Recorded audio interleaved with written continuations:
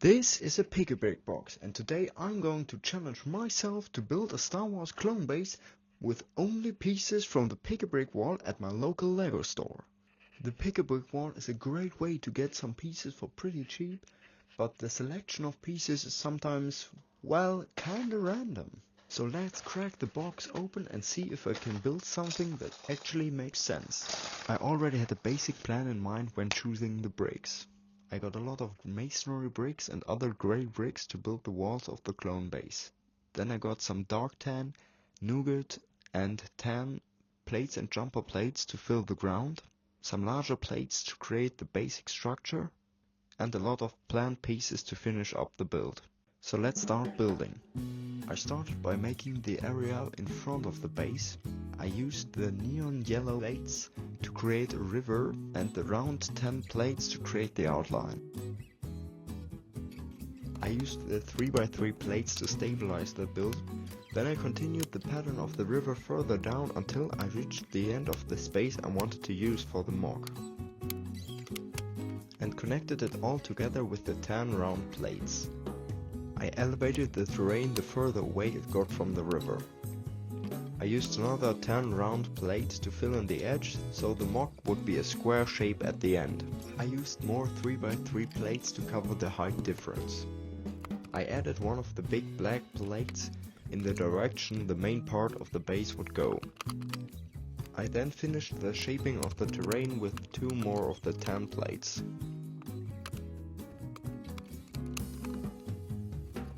I then added 2 more black plates to finish the frame of the mock. The final size of the mock is 22 by 22 studs. Then I built another layer of black plates above it to match the height of the terrain. The great thing with Star Wars mocks is that you don't have to follow strict rules. All the planets are different and some might have a neon yellow river. Then I added 1 more plate to finish the elevation of the terrain, and filled in the gap between the plates with 2x2 plates. Next I started with the actual base build. First I placed 2 basic rock formations as an outline for the base, as it should be integrated into the mountain. Then I started stacking up the walls with 1x2 masonry bricks and 1x3 bricks. I also integrated some trans-clear pieces so the clones could look out of the window. Due to the fact that there were no 1x1 bricks, I had to use 2x1 bricks and let the other parts stick inside the base. I left a gap for where I wanted to integrate the door. The final wall I made 2 bricks deep because I didn't want to leave a gap where you could look through.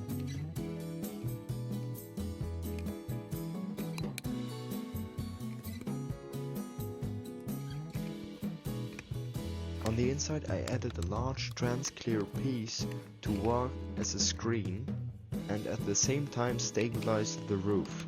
I also added 2 seats in front so the clones can work there. I placed some 1x1 trans-clear brick modified to fill the gaps in the rocks, and then started building the roof with dark grey and black plates. I added some 1x2 yellowish green bricks to act as lights. Then I started working on the door. I used a dark grey plate as the base and then added a pattern using tiles.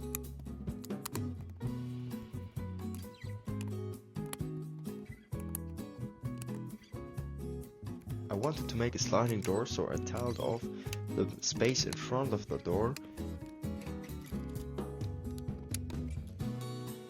and placed some plates in front and behind the door to act as a rail. Then I started to fill the landscape using a pattern of randomly placed 2x2 dark tan tiles. I tried to create a ground that looks sandy and rocky.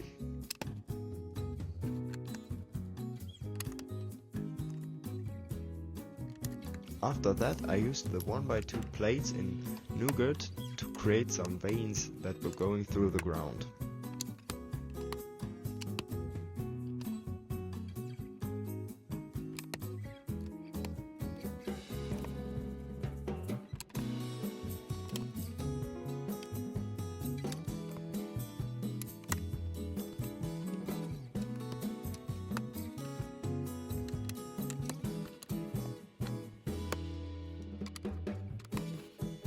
After that I placed the 2x2 tan jumper plates to finish the ground.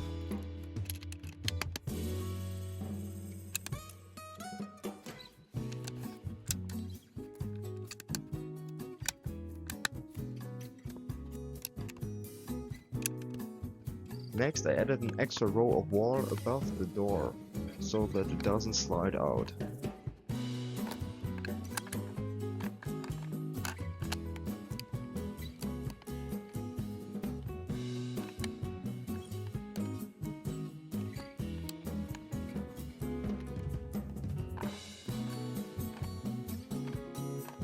I also continued the wall on the roof to provide cover.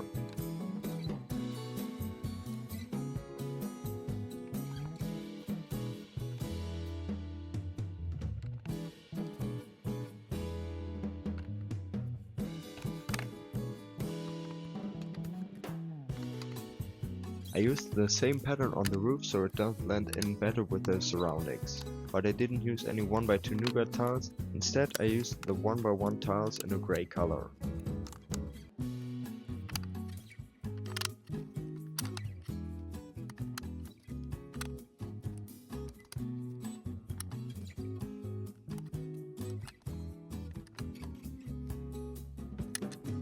To ensure that this outpost stays connected to the rest of the Republic fleet, I built a small satellite dish and added it to the building. Then I designed this plant using the round 2x2 pieces and the plant pieces.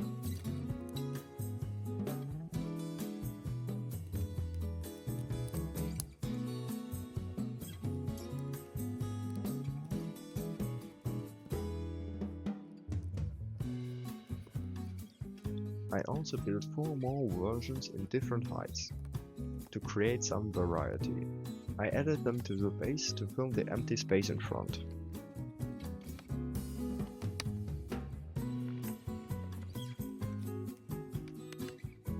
Additionally, I placed some smaller flowers to break up with the darker grey and tan colors.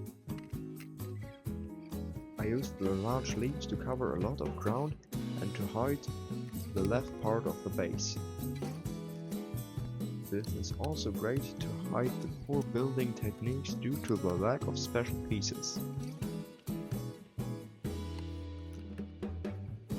The interior is definitely not the focus of the build, but I still added a table and 2 more chairs to the inside. Then I used the dark blue plates to create a large screen to place behind the trans clear piece.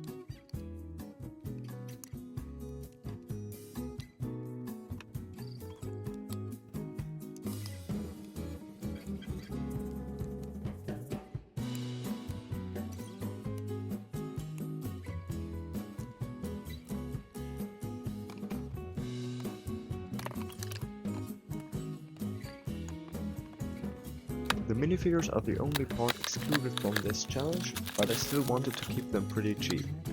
So I just opened a Clone vs. Droids battle pack and took all the figures from there.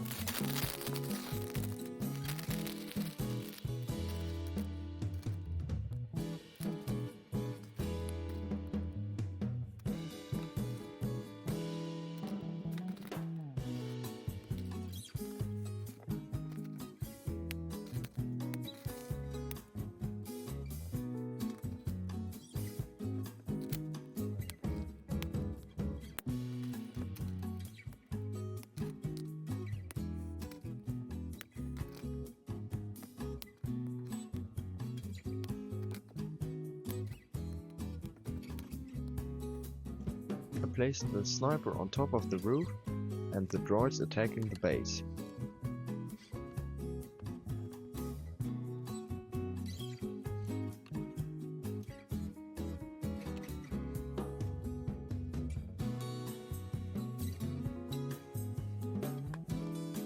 The last battle droid I got destroyed into the river. And here we got the final result. It is definitely not the best clone base ever made, but for just 20 bucks, and considering that I only had a limited amount of pieces, it turned out pretty great. There were obviously some pieces I definitely missed, like 1x1 bricks or some slopes to make the edges cleaner, but overall, the Pick-a-Brick wall has a great selection of pieces and you can actually build something useful out of it.